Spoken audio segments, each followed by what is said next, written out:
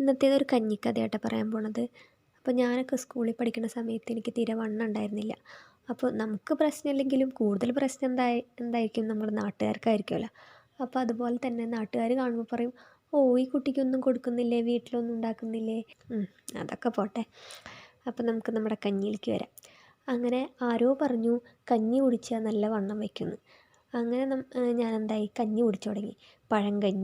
പഴങ്കഞ്ഞി നമ്മുടെ സാധാരണ പഴങ്കഞ്ഞി കുടിച്ചു തുടങ്ങി കേട്ടോ. അങ്ങനെ കഞ്ഞി കുടിക്കൽ മാത്രമേ ഉണ്ടായിരുന്നുള്ളൂ, വണ്ണമൊന്നും വെച്ചില്ല. എന്നാലും കഞ്ഞി കൂടി തുടർന്നുകൊണ്ടിരുന്നു.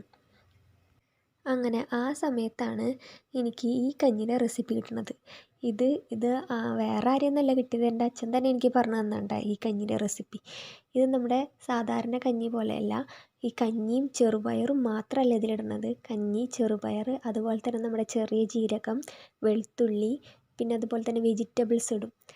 ക്യാരറ്റ്, തക്കാളി, നമുക്ക് ഇഷ്ടമുള്ള വെജിറ്റബിൾസൊക്കെ ഇതിലിടാം. ഞാനിപ്പോൾ എൻ്റെ കയ്യിലുണ്ടായ വെജിറ്റബിൾസ് മാത്രമേ ഞാൻ ഇതിലിട്ടിട്ടുള്ളൂ. അപ്പോൾ ഇത് ഒരു വെറും കഞ്ഞിയല്ല, പ്രോട്ടീൻ റിച്ച് കഞ്ഞി എന്ന് തന്നെ പറയേണ്ടി വരും ഇതിന്. എല്ലാ വെജിറ്റബിൾസും ഉള്ളതുകൊണ്ട് തന്നെ നല്ല പ്രോട്ടീൻ റിച്ച് കഞ്ഞിയാണ്. ഇതിൻ്റെ കൂടെ ഒരു കറിയും വേണ്ട, ഒരു കറിയുടെ ആവശ്യമില്ല. വെറുതെ കോരി കുടിക്കാൻ നല്ല ടേസ്റ്റുള്ളൊരു കഞ്ഞിയാണ്. പിന്നെ നമുക്ക് ആഡംബരത്തിന് വേണമെങ്കിൽ എന്തെങ്കിലും കറികളാവാം.